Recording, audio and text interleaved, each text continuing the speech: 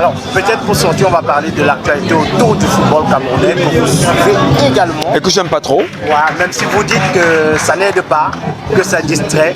Aujourd'hui, il y a une bataille entre le MINSEP et la Fédération camerounaise de football.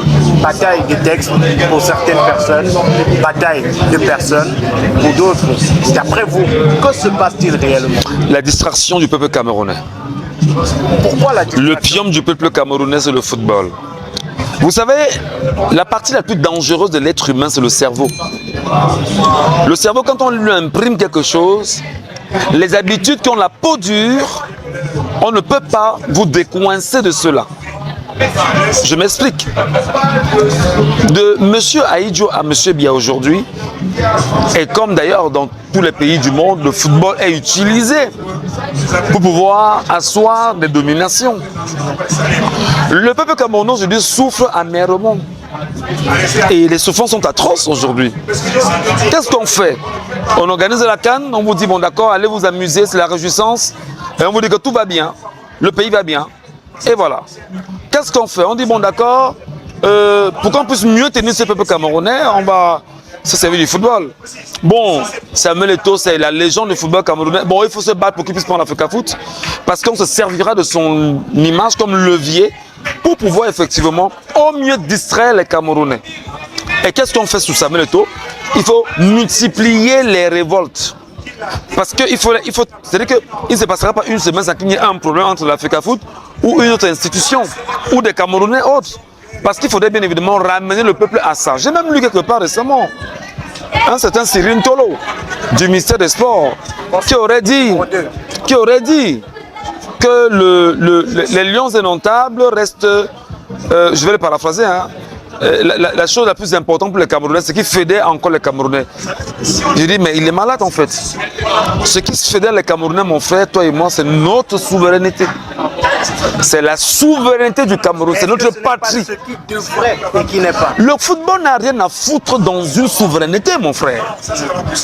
Ma souveraineté voudrait que je sois indépendant. Ma souveraineté voudrait que je parle en tant que Camerounais et fier de moi-même. Librement.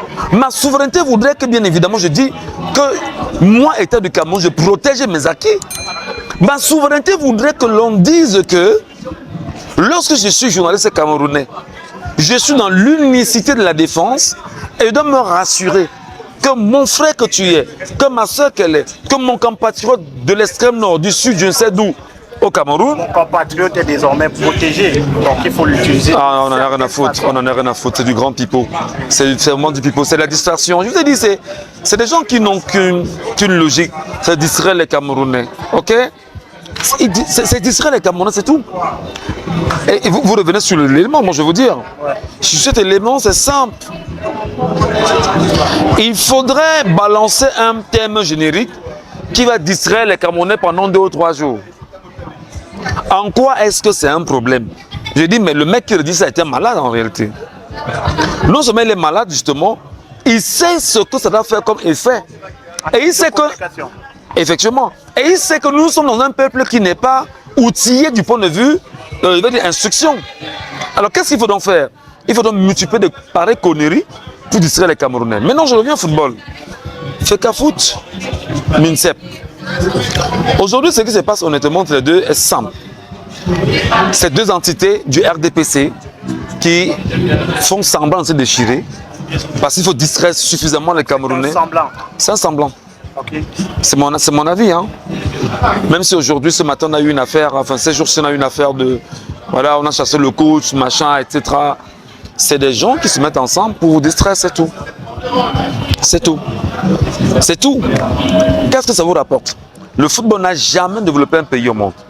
Mais c'est une économie qui rapporte... Laquelle économie? Est-ce que depuis que vous êtes au Cameroun, vous pouvez me faire le rapport économique du football au Cameroun? Dans d'autres pays, les pays un peu plus... J'ai pas du Cameroun. J'ai pas du Cameroun. Peut-être on va atteindre cela dans les prochaines années. En faisant quoi? Est-ce que vous avez eu le rapport de ce que vous avez eu depuis la première Coupe d'Afrique organisée en 72 au Cameroun? Vous ne l'avez pas. C'est une distraction massive du peuple camerounais, c'est tout. C'est les émotions. Et on joue avec les émotions des Camerounais. Donc on va dire que cette affaire ne se terminera peut-être pas, ou du moins... Ça ne se terminera pas parce qu'on attend les élections de 2025.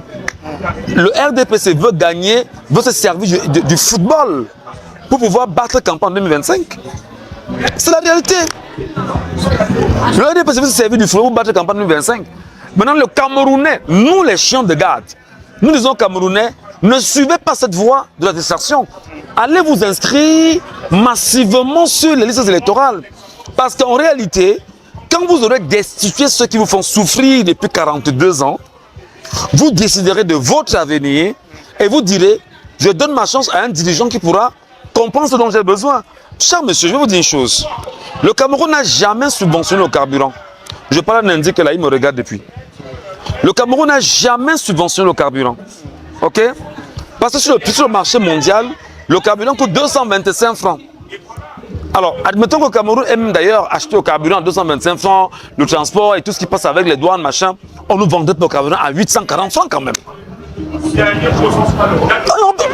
Le chef de l'État vous dit que vraiment, vous avez supporté les dernières, on a remboursé des dettes de machin. Mais qui lui a demandé d'aller faire les dettes pour le Camerounais? Il travaille pour nous. Attendez, mon cher ami, voilà le Covid-19. Les fonds alloués pour la lutte contre le Covid-19 au Cameroun ont été volés par les ministres camerounais, partagés par ministère. Partagés par ministère. On vous a parlé de la force, de la task force, etc. Où en sommes-nous aujourd'hui? Tout est... C'est-à-dire que c'est... Mais vous avez des ripoux en réalité. Tu vois ce que je veux dire? Si au moins on avait Ali Baba les 40 voleurs, on peut comprendre. Si au moins on avait un certain, il s'appelle comment là, le français qui volait pour donner aux autres là, le Robin des Bois, on comprendrait. Mais on a des ripoux, des bandits à col blanc, des voleurs, ils sont là. Moi on me dirait, ben non, ne parle pas comme ça. Ben vous sortez de la conférence, vous avez suivi Paul Maher à la conférence, qui a dit aux Camerounais, mais c'est vous, journalistes d'aujourd'hui, qui devez parler, qui devez tenir ce langage pour que les choses puissent changer. Parce que vous êtes la voix des sans-voix. Donc cette histoire de la Fédération camerounaise de football, le MINSEP, c'est un banditisme organisé, distraction organisée et amplifiée par les médias à la solde de l'État ou du gouvernement. Et il faut le savoir. Si vous ne comprenez pas ça, qui vous enseigne ça? Et lorsque les médias à la solde du système en place sont là, que ces médias font simplement, c'est se dire, bon d'accord, allez toi, allez, actif, amplifie-moi ça dans toutes tes émissions, amplifie ça ici, mets ça le dimanche et tout ça. Les Camerounais ne parleront que de ça. Et ils vont oublier qu'à côté de la maison, il y a un point et les Cam. Ils vont oublier qu'ils ne parviennent pas à se soigner. Ils vont oublier qu'ils ne parviennent pas à manger 3 fois par jour. Et ils oublieront qu'ils sont incapables d'épargner. Oublions qu'ils ne travaillent pas. Oublions que la route de Douala-Yaoundé, Douala-Bafoussam, c'est une route de la mort. Oublions que le Cameroun n'a pas une flotte aérienne. Oublions qu'on vous a vendu, par exemple, vous appelez ça quoi là, la santé universelle qui n'existe jamais. Oublions qu'on vous a fait des promesses. Paul Biya, avant de monter au pouvoir, il y avait 66 entreprises étatiques qui étaient là. Aujourd'hui, on a moins de 20. Mais c'est de ça qu'il s'agit. Le message qu'il faut passer, c'est allez vous inscrire sur les listes électorales. Avant d'aller vous inscrire, il faut savoir pourquoi vous vous inscrivez. Je m'inscris pour mon indépendance. Parce qu'il faut bien sûr que le Camerounais sache que nous luttons pour l'indépendance du Cameroun. Allez lire l'histoire de Om Nyobe. Allez lire l'histoire des nationalistes camerounais. Ils sont morts pour l'indépendance du Cameroun. Et nous ne sommes pas indépendants depuis qu'ils sont morts.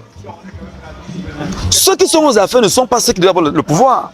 Aïdjo, après Aïdjo, Biya a suivi, c'est le même système. Tout est français. Et maintenant, le Camerounais a la possibilité maintenant de dire je vais m'inscrire sur la liste électorale de l'ECAM qui appartient à Paul Biya et son système. Et je vais voter contre lui. Et je vais gagner parce que quand je vais voter contre lui, je vais surveiller mes voix et je vais proclamer mon vainqueur. D'accord? Alors, 1, c'est l'indépendance. 2, c'est changer le système qui nous embrigade et fait de nous des... Regarde mon frère qui est debout là. Regardez comment il habite. C'est un indique, hein. Ok? Et il est là, il est prisonnier. Je suis d'accord. Ok? C'est un indique. On a fait lui un prisonnier. Donc il était là le matin. Il faisait ce qu'il fait là. Mais seulement c'est que les gars ne comprennent pas que nous on sait comment ils se comportent. Et il faut justement suivre les gens. Il faut voir, on sait que Michel Ngatou est à côté là. Michel Ngatou est très. Il faut suivre ce qu'il va dire. Il faut renvoyer, faire les fiches de. Non, c'est fou. C'est fou. Donc il y a le changement du système. Et il y a surtout, il faut redéfinir l'avenir du Cameroun. Mon frère, toi et moi, on va mourir, on va laisser au Cameroun. Même lundi qui est là, va mourir, laisser au Cameroun. Mais c'est seulement ce qu'il ne sait pas, c'est qu'il va faire ses fiches de renseignement, il va envoyer, on donnera un petit 10 000 à la fin du mois, un petit 50 000 à la fin du mois. Et les ceux qui gagnent beaucoup, mais en fait, il ne gagne rien parce qu'il ne laissera aucun héritage crédible à ses enfants. Donc voilà ce pourquoi je pense aujourd'hui que mon engagement en politique, pas comme certains, parce que je n'appartiens à aucun parti politique, mais mon engagement politique justement est dans la logique où il faudrait amener les Camerounais à penser à demain, à penser à l'héritage et à penser au soir de sa vie. Et c'est un plaisir également de vous retrouver dans le cadre de cette rencontre annuelle consacrée aux acteurs de médias, aux médias, et bien évidemment à la communauté, on va dire nationale, afin de venir vivre et toucher du doigt les réalités de notre secteur d'activité et de donner du sens à la pratique du métier que nous avons choisi, qui est bien évidemment informer, éduquer, divertir, dénoncer, créer une sorte de relance sociale. C'est un plaisir d'être là ce soir. Et on parle du SNAC qui est une belle opportunité, vous l'avez dit, de rencontre entre hommes de médias, entre médias tout court, mais aussi d'autres domaines, les domaines proches de l'audiovisuel ou alors les domaines même de l'audiovisuel. Mais on parle bien évidemment audiovisuel, on parle essentiellement audiovisuel ici. Vous savez, lorsqu'on parle du SNAC, dans les normes, le SNAC devrait être considéré comme étant, pour moi, le plus gros marché en Afrique centrale, qui permettrait aux radios, aux télévisions, aux presses écrites, aux presses cybernétiques de se rassembler dans un premier temps, premièrement. Deuxièmement, de donner l'occasion aux producteurs de contenu de se retrouver en même temps avec les contenus et que ces radios qui sont à la recherche, naturellement, des contenus de qualité, je veux dire radio-télévision naturellement, viennent se les arracher, viennent les acheter et c'est l'essentiel. Un peu comme ça se passe ailleurs. Discope par exemple, où on a vu des producteurs des promoteurs de télévision camerounaises et même d'Afrique, aller en Afrique du Sud, aller acheter des contenus en Afrique du Sud qui devaient ramener dans leur télévision et greffer à ça bien évidemment des annonceurs parce qu'en fait, il y a lieu de mettre en place, la recherche des qualités, des contenus de qualité. Et si on n'a pas l'occasion d'avoir des contenus de qualité, bah, il y a un souci. Donc, le défi est celui-là. Et je pense que pour la deuxième année, quand même, avec le SNAC, c'est bien parti pour comprendre que c'est une démarche qui est en progression. Et Yolande Bodian, qui est d'ailleurs la promotrice, a su mettre des petits plans dans les grands. On n'est pas très nombreux, mais nous sommes là. On a commencé.